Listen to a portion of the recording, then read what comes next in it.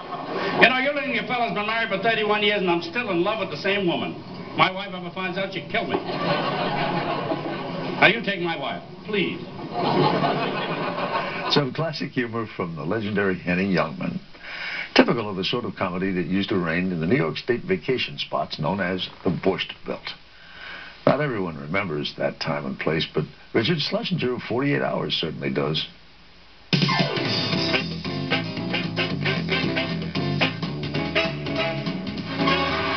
Before things happened in Vegas, this was the happening place.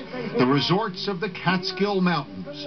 100 miles from New York City, in the 40s, 50s, and 60s, they attracted predominantly Jewish visitors, many of them immigrants. They came for the fresh air and the shows. There was lots of both. And the performers spoke their language, which was frequently Yiddish. The place became known as the Borscht Belt, and before long, big-name stars. I feel great. I really feel wonderful. I just got back from a pleasure trip. I took my mother-in-law to the airport. Like Milton Berle and George Burns, added the stages of big Catskills hotels to their list of must-stops. There was Grossinger's, Kutcher's, the Concord. Concord was 3,000 people. Kutcher's was, say, 1,500 people. So you were paying to a lot of people. And they were packed. I mean, they were packed. If you are of a certain age and from a certain area, chances are these scenes certainly look familiar. And you might even be familiar with Stewie Stone. By applause, how many people still remember the Concord Hotel? Was that a great part of our life, the Catskills? One of so many comedians who made names for themselves in the Borscht Belt. You know, when we started, everybody did the same jokes. You would do a joke and yell, "I heard it yesterday." You know, it was tough. That hurts. Oh, it hurts. And every comic did the same joke. You know, a woman goes to the hospital and says, "I want to see my husband." And they said, "He's dead." She says, "Give him an enema." She said, "It wouldn't help." She said, "It wouldn't hurt." Every comic did that joke. I heard that joke. The comics needed quick wits and thick skins. The audiences were not just tough. My youngest son, he's named after my grandfather.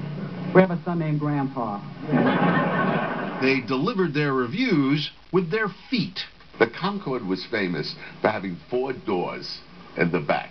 Now, while you were on stage, if they didn't like you, they'd walk out in the middle of your act. And you'd see the door open and the light would come in, like it was light from above. And then if they hated you, 2 doors would open. So that's how we judged an act. Say, how was the act? 4 doors. Man, it was the worst act So in the world. how many doors did you average? Oh, some nights I was a 1 door, some nights, I never was a 4 door.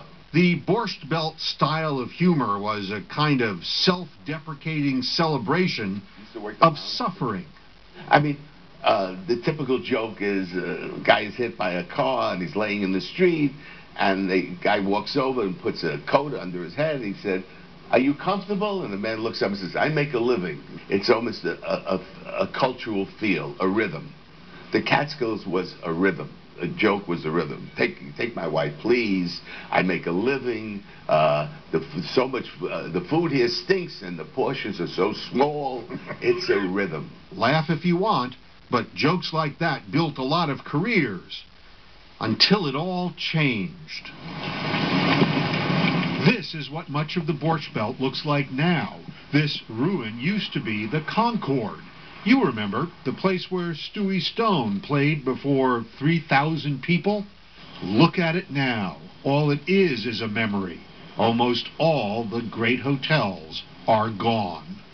The 50s, the 60s, into the 70s were the busiest time for us. Mark Kutcher owns the only surviving big hotel in the Catskills. I was seeing the same people as guests and their children year after year who were here for 6 weeks, 8 weeks. Your sports commentator drove up to New York's Catskill Mountains to look in on tall timber. In the golden years of the Borscht Belt, Kutcher's found a star or 2 without really trying. The hotel had a basketball team coached by Red Auerbach, the legendary coach of the Boston Celtics.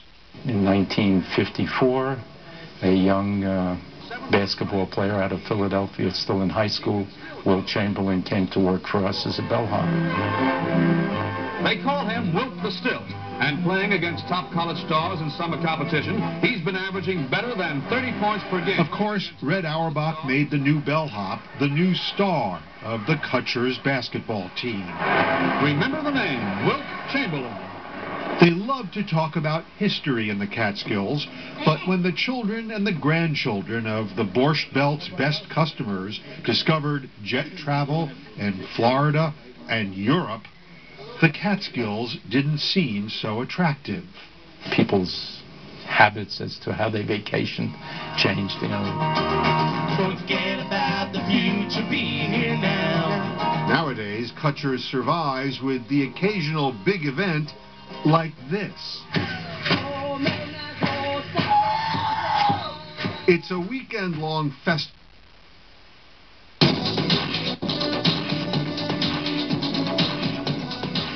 Well, good Sunday morning, everybody. I'm WBZ active weather meteorologist Joe Joyce. We continue to keep you up to date here on this winter storm, which has been evolving during the morning hours. We are seeing very poor conditions on the roads. Most of the roads are snow-covered. We've been dealing with this band that has been shifting from west to east. We're seeing a quick, sharp cutoff line here from Worcester points west, but it's the heavy band of snow that is set up from the north to the south shore.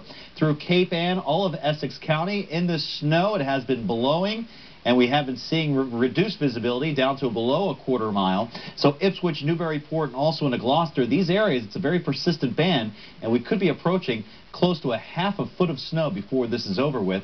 So very poor travel out there along Route 1, and also as you head down Route 3 through the South Shore, we've seen close to 5 inches of snow being reported at Marshfield and also in the Scituate, along with very gusty winds, close to 50 miles an hour here along the South Shore. So it's near blizzard conditions out there at times. So it's a very rough morning, and this band is extending all the way down through the Upper Cape towards the canal, approaching Barnstable so far. The snow has been lighter towards the Outer Cape, but it is going to gradually start to shift its way eastward as we go through the morning hours. So it's all part of a deepening storm center that is really starting to get its act together well off the coastline, but as it deepens and pulls away, it's going to be taking this band of snow along with it.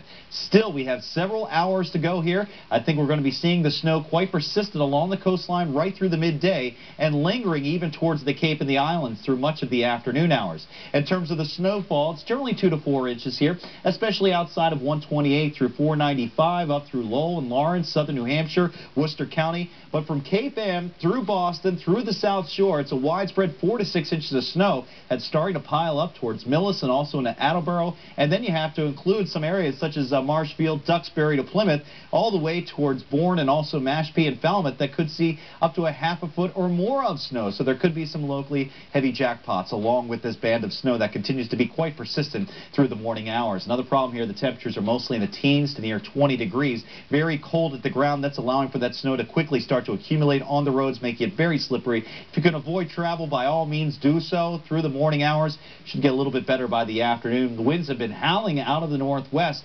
occasionally gusting to 30 to 50, even 60 mile per hour gusts have been reported over the Cape, the islands. Nantucket has been gusting close to 60 as well. Wind advisory right through tonight. And we have a high wind warning for the Cape and the islands due to these strong winds wrapping around this deepening storm center that continues to bomb out up through the Canadian Maritimes. It's wrapping in the dry air. That's going to mean sunshine for our President's Day and bitter winds. Of course, we'll have more details of this forecast coming up a little bit later on in the morning. More updates coming up on WBZ. May not be with Fidelity.